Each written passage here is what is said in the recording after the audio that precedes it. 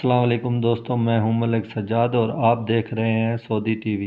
दोस्तों, बहुत से पाकिस्तानी भाई पूछ रहे हैं सऊदी अरब कैसे सफ़र कर सकते हैं, क्योंकि सऊदी अरब में इंटरनेशनल फ़्लाइट्स पर पाबंदी है 20 ममालिक के लिए, जिसमें पाकिस्तान भी शामिल है। पाकिस्तान से जो है वो लोग सऊदी अरब नहीं जा सकते, लेकिन सऊदी अरब से पाकिस्तान आ सकते हैं क्योंकि PI की फ़्लाइट्स ऑपरेट हो रही है वहाँ से।